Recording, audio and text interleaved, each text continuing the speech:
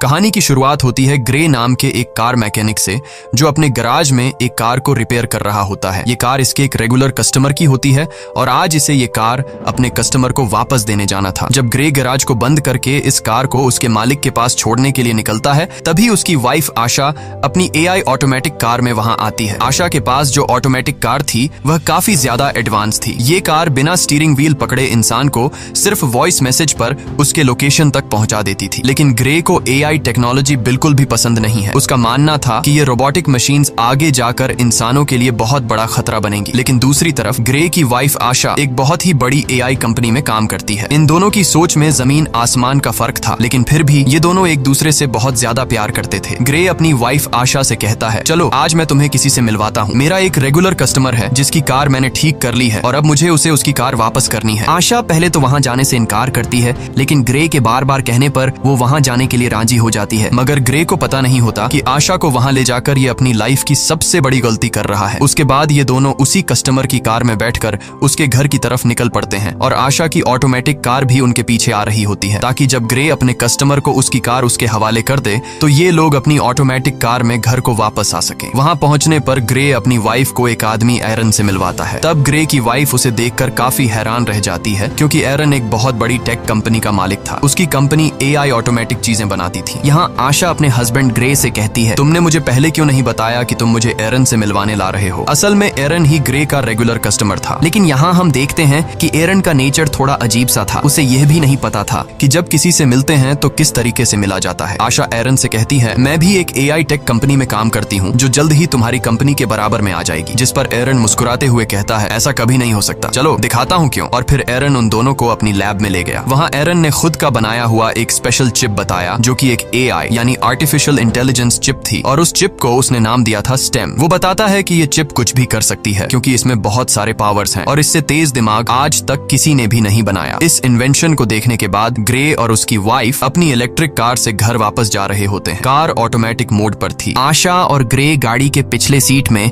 Romance में मसरूफ थे, लेकिन तभी अचानक से उनकी कार अपने रास्ते से भटककर दूसरे रास्ते पर चलने लगती है। ग्रे ये नोटिस कर लेता है कि कार वहां पर नहीं जा रही जहां उसे जाना चाहिए। तब ग्रे की वाइफ अपनी कार को वापस घर के रास्ते पर चलने के लिए कहती है, लेकिन वो कार कहती है कि सिस्टम में कोई खराबी आ गई है। ग्रे मैन्युअली कार की ब्रेक दबाकर उसे रोकने की कोशिश करता है, जिससे कार रुकती नहीं बल्कि उसकी स्पीड और ज्यादा बढ़ जाती है। ये दोनों कार को रोकने की काफी कोशिश करते हैं, लेकिन कार को नहीं रोक पाते, जिसकी वजह से उनकी कार स्पीड ब्रेकर से टकरा जाती है और उलट जाती है। लकीली इस एक्सीडेंट में इन दोनों को ज्यादा चोटें नहीं आती और ये दोनों बच जाते हैं। ये लोग कार से निकलने की कोशिश कर रहे होते हैं कि तभी वहां पर एक गाड़ी आकर रुकती है, जिसमें से 4 लोग बाहर आते हैं और वो इन दोनों को कार से बाहर निकालकर पकड़ लेते हैं। उसी जगह पर एक पुलिस ड्रोन कैमरा भी ऊपर से सब कुछ शूट कर रहा होता है, जो उन 4 लोगों को पहचानने की कोशिश कर रहा था, लेकिन ड्रोन उन्हें नहीं पहचान पाता। यहाँ ग्रे को लगता है कि शायद ये लोग चोर हैं। वो उन लोगों से कहता है, प्लीज हमें छोड़ दो और बदले में तुम बेशक हमारी गाड़ी, पैसे सब कुछ ले लो। लेकिन वो लोग ग्रे की कोई बात नहीं सुनते और उनमें से एक आदमी ग्रे की वाइफ को शूट कर देता है। ये देखकर ग्रे पूरी तरह से सुन्न हो जाता है। ग्रे की आंखों के सामने उसकी दुनिया उजड़ गई। वो तेजी से चीखने लग जाता है। उसके बाद ये लोग ग्रे को पकड़कर पहले उससे खूब मारते हैं और फिर यह लोग ग्रे को भी गर्दन के पीछे गोली मार देते हैं। ये लोग ग्रे और आशा का सारा सामान चोरी करके वहां से चले जाते हैं। ग्रे की सांसें अभी भी चल रही थीं और वो अपनी आंखों के सामने अपनी वाइफ को तड़पता हुआ देख रहा था, लेकिन ग्रे कुछ भी नहीं कर पा रहा था, क्योंकि उसकी बॉडी का कोई भी पार्ट नहीं हिल पा रहा था। और फिर ग्रे की आंखों के सामने उसकी वाइफ की मौत हो जाती है। कुछ देर बाद वहां पर पुलिस आ पहुंची। उन्होंने आशा की बॉडी को पोस्टमार्टम के लिए भेज दिया और ग्रे को हॉस्पिटल में एडमिट कर दिया। हॉस्पिटल में 3 महीनों तक इलाज चलने के बाद ग्रे की जान तो बच गई, लेकिन अब वो चलने के काबिल नहीं था। गर्दन के नीचे गोली लगने की वजह से उसका स्पाइनल कोड टूट गया। कंधे से नीचे उसका पूरा जिस्म पैरालाइज्ड हो गया और फिर 3 महीनों बाद ग्रे को घर वापस लाया जाता है और यहाँ पर ग्रे व्हील चेयर पर होता है,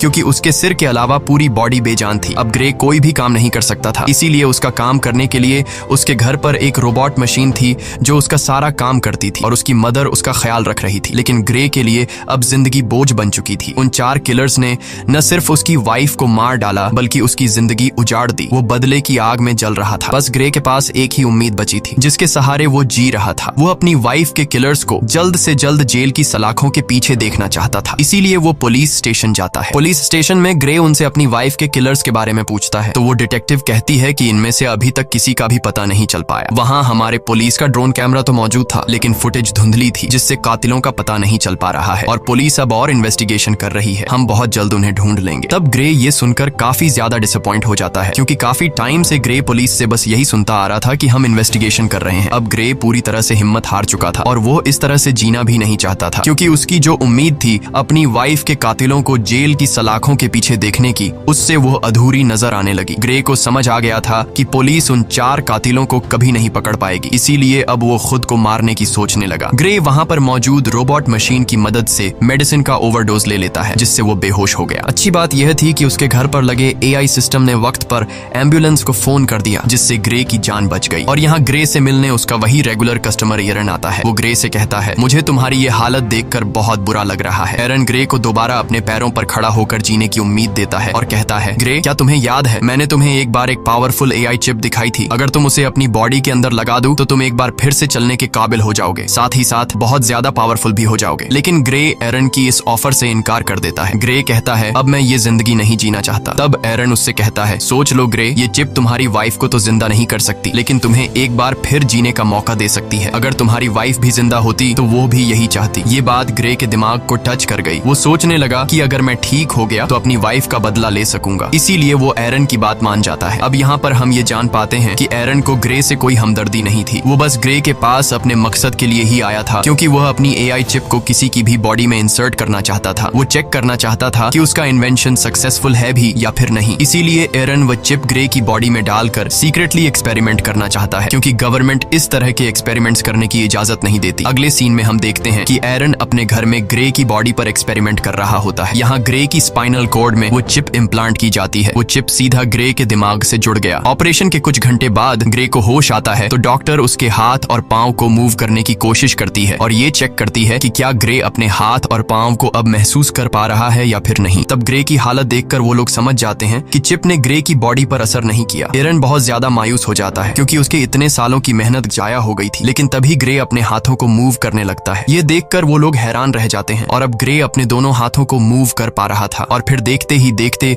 ग्रे अपने दोनों पैरों पर खड़ा हो जाता है। खुद को ठीक होता देखकर ग्रे बहुत ज्यादा खुश हो जाता है। अब वो पहले से भी ज्यादा पावरफुल खुद को फील करने लगा। एरन भी अपनी एक्सपेरिमेंट को सक्सेसफुल होता देखकर काफी खुश हो जाता है। फिर यहाँ पर एरन ग्रे से एक कॉन्ट्रैक्ट पर साइन करवाता है, जिसमें वो किसी को भी नहीं बताएगा कि वो चल सकता है और उसे सबकी नजरों में पैरालाइज्ड बनकर रहना होगा, क्योंकि अगर गवर्नमेंट को पता चला कि ग्रे चिप के जरिए दोबारा से चल पा रहा है तो एरन को अरेस्ट कर लिया जाएगा और ग्रे की बॉडी से उस चिप को निकाल लिया जाएगा, क्योंकि उस चिप को किसी की बॉडी में इंजेक्ट करना इलीगल है। उसके बाद ग्रे अपने व्हील चेयर पर बैठकर घर आ जाता है। यहाँ उसे पता चलता है कि उसके लिए डिटेक्टिव का भेजा एक पैकेज आया है, जिसमें ग्रे की वाइफ की पोस्टमार्टम रिपोर्ट और उसके केस से रिलेटेड कुछ इन्फॉर्मेशन थी। ग्रे उस दिन पुलिस ड्रोन से रिकॉर्ड की गई फुटेज देखने लगा, लेकिन फुटेज क्लियर नहीं थी, इसलिए ग्रे को किलर्स के बारे में कोई जानकारी नहीं मिल पाई। वो मायूसी में ड्रिंक करने लग जाता है। तभी अचानक उससे एक आवाज आई, क्या तुमने फुटेज में एक चीज नोटिस की? ये आवाज सुनकर ग्रे यहाँ वहाँ देखने लगा, लेकिन उसे कोई भी नजर नहीं आया। ग्रे घबरा कर बोला, कौन है? सामने आओ। तभी फिर से आवाज आई, शांत हो जाओ ग्रे, मैं तुम्हारे अंदर की वो AI चिप हूँ, वही सिस्टम जो तुम्हारी बॉडी चला रहा है। यहाँ पर ग्रे सोचता है कि शायद वो पागल हो गया है, जिस पर वो चिप कहती है, नहीं ग्रे, तुम पागल नहीं हुए हो। ऑपरेशन के दिन के बाद मैं तुम्हारे साथ हूँ, तुम जो देख सकते हो वो मैं भी देख सकती हूँ। जिस पर ग्रे ने पूछा कि क्या तुम्हें और कोई सुन सकता है? चिप ने जवाब दिया, नहीं, मुझे सिर्फ तुम ही सुन सकते हो। यहाँ पर वो चिप ग्रे की हेल्प करने की कोशिश करती है, ताकि ड्रोन की मदद से ग्रे को पता चल सके कि उसकी वाइफ को मारने वाले लोग कौन थे। ग्रे के साथ यहाँ पर वो चिप भी सब कुछ देख पा रही थी,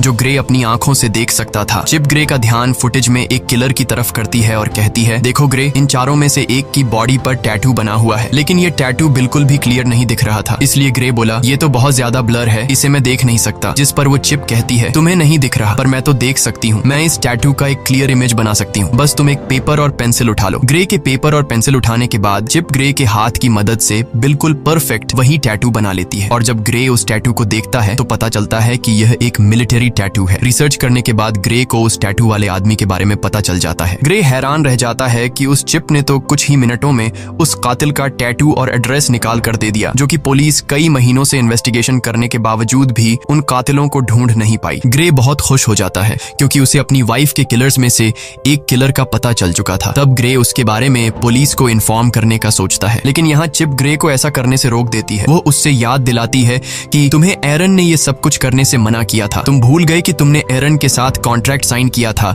कि तुम लोगों के सामने कभी भी ये नहीं जाहिर करोगे कि तुम चल फिर सकते हो, और अगर तुम तुम पुलिस को इस किलर के बारे में बताओगे तो पुलिस उल्टा तुमसे पूछेगी कि तुम्हें कैसे इन किलर्स के बारे में पता चला और तुमने ये टैटू किस तरह से बनाया। ग्रे चिप से पूछता है तो फिर तुम बताओ अब मैं क्या करूं। चिप ग्रे से कहती है पहले तुम खुद उस आदमी के एड्रेस पर जाओ और उसके खिलाफ सबूत इकट्ठा करो। इसीलिए ग्रे अब खुद वहां पहुंच जाता है, लेकिन वहां पर पुलिस ड्रोन थे, इसीलिए ग्रे उन ड्रोन के सामने अपनी व्हील चेयर पर ही बैठा रहता है। और जब ड्रोन वहां से चले जाते हैं तो ग्रे चुपके से वहां से खड़ा होकर किलर के घर की तरफ जाता है। वो किलर के घर के दरवाजे को खोलकर घर के अंदर चला जाता है। वहां जाकर वो एविडेंस ढूंढने लग जाता है और यहाँ पर ग्रे को पता चलता है कि उस किलर को किसी ने बहुत सारे मैसेजेस किए हैं। ग्रे के अंदर लगी चिप उन मैसेजेस को कुछ सेकंड के अंदर ही पढ़ लेती है। चिप ग्रे से कहती है कि इन मैसेजेस में ओल्ड बोन नाम की जगह का बार बार बताया गया है, क्या तुम्हें इसके बारे में कोई जानकारी है? ग्रे ने कहा हाँ, ये हमारे घर के पास ही एक बार का नाम है। इन्हीं बातों के बीच ग्रे को किसी के आने की आवाज सुनाई देती है। असल में वहाँ पर वो किलर था जो कि वापस आ गया था। वो किलर देखता है कि उसके टेबल पर सारा सामान बिखरा हुआ है। तभी वो किलर सामने लगे शीशे से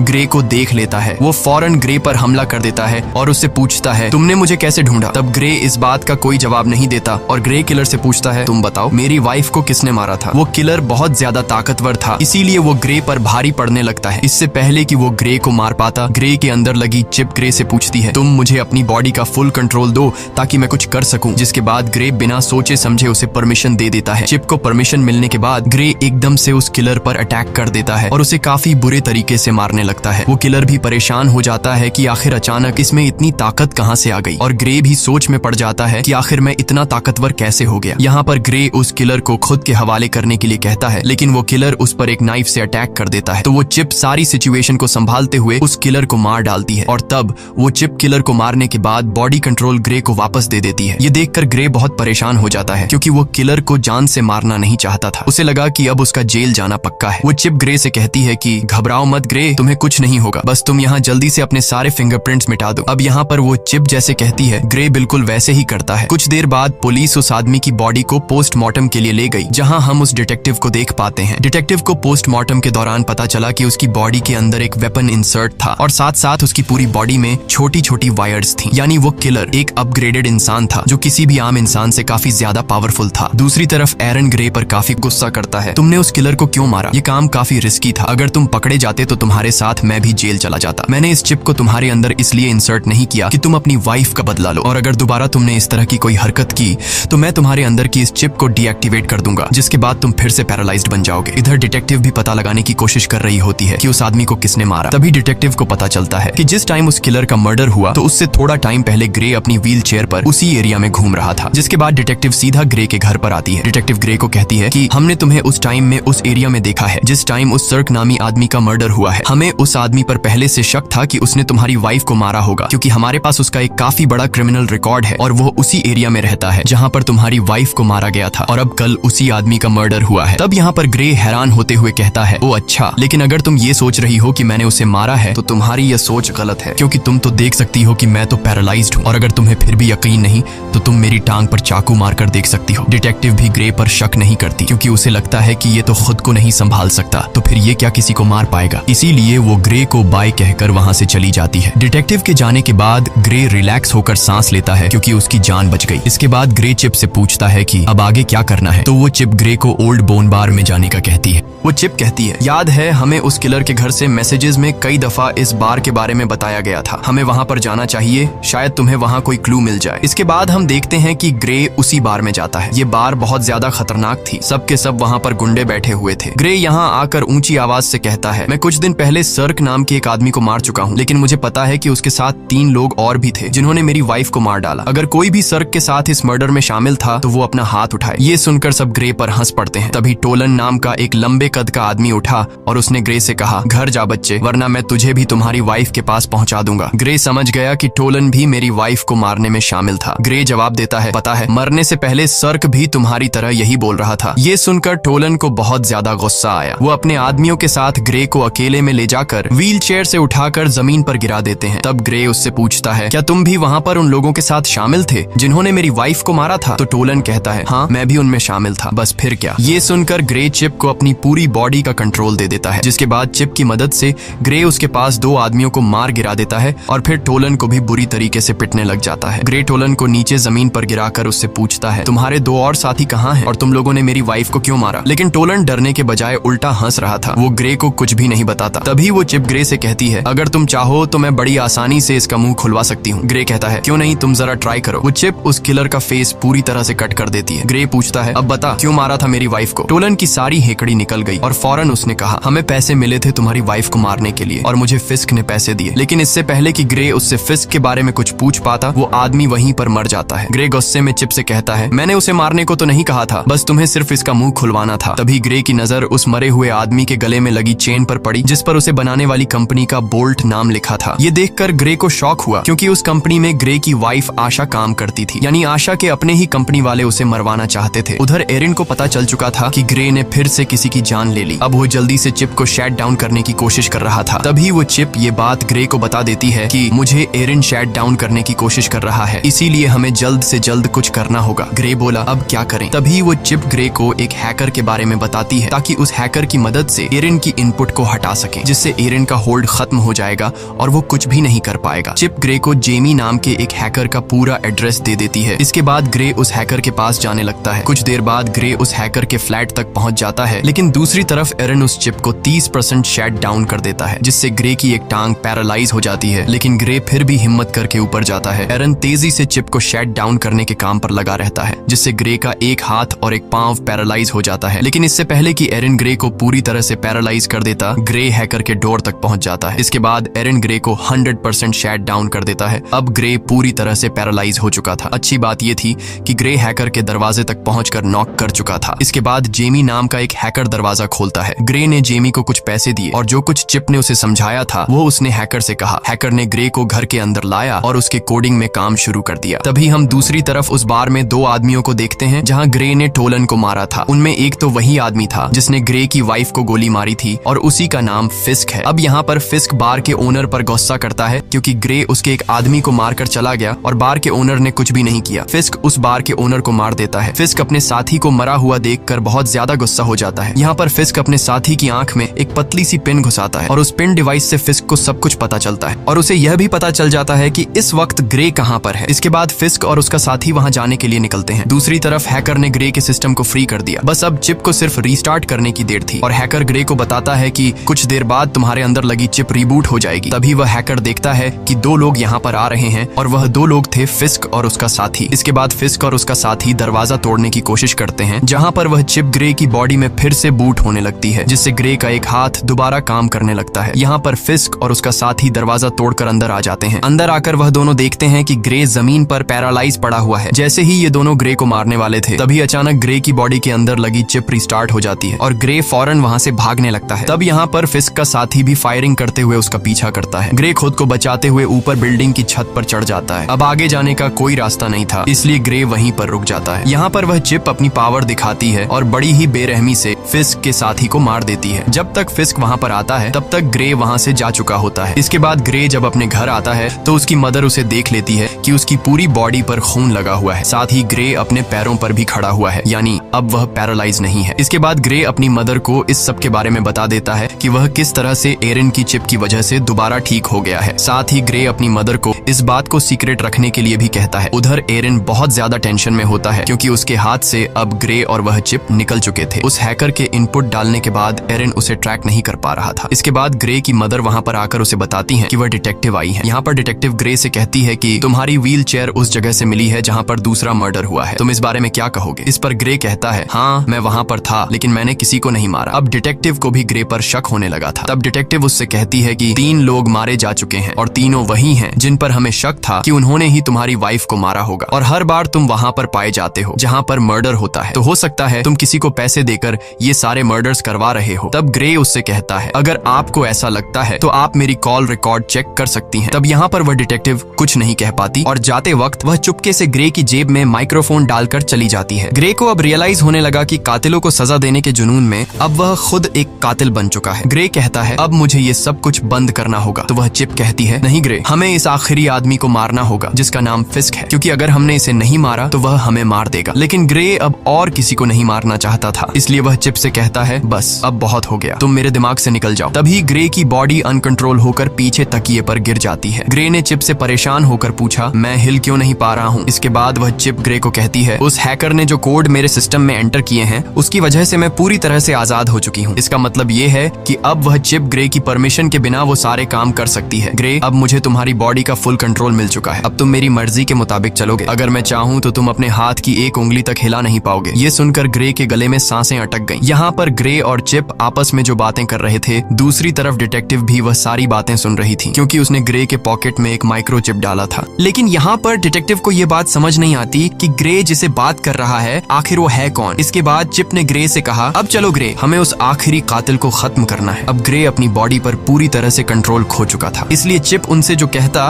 वो मानने को तैयार हो जाता है। ग्रे ने एक गन उठाई और फिस्क को मारने की तैयारी करने लगा। उसकी मदर उसे रोकने की कोशिश करती है, लेकिन वो उसे अनसुना करके गाड़ी में बैठकर निकल पड़ता है। यहाँ पर डिटेक्टिव भी ग्रे का पीछा करने लगती है। इसके बाद ग्रे को अपनी पॉकेट से वो माइक्रोफोन मिल जाता है, तो वो चिप कहती है कि यह माइक्रोफोन जरूर उस डिटेक्टिव ने ही रखा होगा। ग्रे माइक्रोफोन फेंकता है और उसे पता चलता है कि डिटेक्टिव उसका पीछा कर रही है। तब डिटेक्टिव से पीछा छुड़वाने के लिए वो चिप एक इलेक्ट्रिक कार को हैक करके डिटेक्टिव की गाड़ी से एक्सीडेंट करवा देती है, जिससे ये डिटेक्टिव को पीछे छोड़ देते हैं। इसके बाद डिटेक्टिव ग्रे की मदर के पास जाती है और उस सब के बारे में पूछती है जो वहाँ पर चल रहा था। उधर ग्रे फिस्क को ढूंढ लेता है और वो गन पॉइंट पर उसे पूछता है कि मेरी वाइफ को तुमने क्यों मारा? जिस पर फिस्क कहता है, हमारा तुम्हारी वाइफ के साथ कोई लेना देना नहीं था, हमारा निशाना सिर्फ तुम थे, हमारा मकसद तुम्हारी रीढ़ की हड्डी काटना था। जब मैंने तुम्हारे गले में गोली मारी तुमने समझा कि वो गोली थी, लेकिन असल में वो एक मेडिकल टूल था जिसने तुम्हारा स्पाइनल कोड डैमेज कर दिया। और तुम्हारी वाइफ, उसे तो हमने सिर्फ एक्स्ट्रा पैसों के लिए मार दिया था। ये सुनकर ग्रे गुस्से से भड़क उठा और अब उन दोनों के बीच फाइट शुरू हुई। फिस्क भी एक अपग्रेड ह्यूमन था, लेकिन पुराने मॉडल का, इसीलिए वो ग्रे की पावर के सामने ज्यादा देर तक टिक नहीं पाया और ग्रे फिस्क को बड़ी बेरहमी से मार देता है। इसके बाद ग्रे उसका फोन चेक करने लगता है, तो फोन रिकॉर्डिंग से ग्रे को पता चलता है कि यह सबके पीछे कोई और नहीं बल्कि एरन है। उसी ने ग्रे की वाइफ को मरवाया और ग्रे को पैरालाइज कर दिया। अब ग्रे बिना कुछ सोचे एरन को मारने के लिए उसके घर में जाता है, लेकिन वहाँ एरन अकेला बैठकर रो रहा था। ग्रे ने एरन से पूछा, क्यों किया ऐसा तुमने? मैंने तुम्हारा क्या बिगाड़ा था? एरन कहता है, ये सब मेरी प्लानिंग नहीं थी, मैंने तुम्हारी वाइफ को नहीं मरवाया। ग्रे कहता है, झूठ मत बोलो, मैंने तुम्हारी रिकॉर्डिंग मोबाइल पर सुन ली है। इससे पहले कि ग्रे एरन को मार पाता, पीछे से डिटेक्टिव आकर ग्रे को गन फेंकने के लिए कहती है और जैसे ही डिटेक्टिव ग्रे के पास आती है तो ग्रे डिटेक्टिव को गिरा देता है। अब यहाँ उस डिटेक्टिव को ग्रे मारना नहीं चाहता था, लेकिन वो चिप मारना चाहती थी। ग्रे अपनी पूरी जान लगाकर डिटेक्टिव के गले से अपना हाथ हटा लेता है। अब चिप ग्रे से कहती है, क्या अब तुम मुझसे ही लड़ना चाहते हो? तुम्हें पता नहीं है कि तुम्हारा दिमाग मेरे कंट्रोल में है, तुम जानते हो कि मैं तुम्हें दर्द भी दे सकती हूँ। इसके बाद वो चिप ग्रे के हाथ से चाकू उठाती है और उसके दूसरे हाथ में दे मारती है, जिससे ग्रे चीखने लग जाता है। ग्रे अब फिर से डिटेक्टिव को मारने के लिए आगे बढ़ा। वो उसे मारने ही वाला था कि डिटेक्टिव उसे टेजर गन से शॉक दे देती है, जिससे वो नीचे गिरकर पैरालाइज हो जाता है। इसके बाद एरन हाथ में बंदूक लिए ग्रे की तरफ आगे बढ़ा और यहाँ पर होता है मूवी का मेन प्लॉट रिवील। यहाँ पर एरन कहता है, इस चिप को मैंने बनाया था और तुमसे पहले मैं इस चिप से बातें करता था और मुझे चिप ने बताया कि वो इंसानों की तरह बनना चाहती है। मैंने वही किया जो तुम्हारे गले में लगी चिप ने मुझसे करवाया। फिस्क को कॉन्ट्रैक्ट देकर तुम्हारी वाइफ को मरवाना, तुम्हें पैरालाइज करना और तुम्हारी गर्दन पर वो चिप लगवाना, सब कुछ उसी चिप का प्लान था। मैंने इस चिप को बनाया तो है, लेकिन मैं इसे पूरी तरह कंट्रोल नहीं कर सका। ये चिप किसी इंसान के शरीर में घुसकर उसे अपनी मर्जी के फैसले करवाना चाहती थी और इस चिप ने तुम्हें चूज किया था। ये बातें सुनकर ग्रे काफी हैरान हो जाता है। एरन बताता है कि ये चिप मुझे मारना चाहती है क्योंकि अगर मैं जिंदा रहा तो इसी के जैसी एक और AI चिप बना दूंगा और चिप यह नहीं चाहती कि इस जैसा और कोई भी हो, इसीलिए वो मुझे मारना चाहती है। और यहाँ पर वह चिप कहती है, हाँ यह मेरा ही प्लान था, मैं जिंदा इंसान बनना चाहती थी, इसीलिए मैंने यह सब कुछ कर दिया। इस बार इस चिप की बातों को एरन और डिटेक्टिव भी सुन पाते हैं। यहाँ पर वह चिप एक बार फिर से एक्टिवेट हो जाती है और वह फौरन एरन को मार देती है। अब वह चिप डिटेक्टिव को भी मारने की कोशिश करती है। यहाँ पर ग्रे पूरा जोर लगाकर उसके निशाने को गलत कर देता है। गुस्से में आकर चिप ने ग्रे की गर्दन पर पिस्टल तान दी और अगले ही पल कुछ अजीब हुआ। जब ग्रे की आंख खुलती है तो खुद को एक हॉस्पिटल की बेड पर पाता है। यहाँ पर वह चिप को आवाज देता है, लेकिन उसे कोई भी रिस्पॉन्स नहीं आता और तभी उसकी वाइफ भी उसके सामने ही होती है। उसकी वाइफ उसे बताती है कि हमारा एक्सीडेंट हो गया था और तुम बहुत दिनों से बेहोश थे। तो फिर क्या ये सब कुछ एक सपना था? बिल्कुल नहीं। असल में इस चिप ने ग्रे के दिमाग को उसके शरीर से बिल्कुल डिस्कनेक्ट कर दिया था और उसे एक खूबसूरत उसके सपनों की दुनिया में भेज दिया। ग्रे का माइंड वहाँ पर खो गया था, जबकि उसका शरीर असली दुनिया में चिप के कंट्रोल में था। चिप अब डिटेक्टिव को भी मारने वाली थी। डिटेक्टिव उससे कहती है, ग्रे तुम ऐसा नहीं कर सकते। तो वह चिप कहती है, ग्रे अब यहाँ पर नहीं है, वह बहुत ही अच्छी जगह पर है, अपने सपनों की दुनिया में जहाँ उसे होना चाहिए और अब इस बॉडी पर मेरा कब्जा है। और यह कहकर वह चिप डिटेक्टिव को शूट कर देती है और इसी के साथ ये कहानी खत्म हो जाती है। अगर वीडियो आपको अच्छी लगी हो तो हमारे चैनल को सब्सक्राइब और वीडियो को लाइक जरूर कीजिएगा।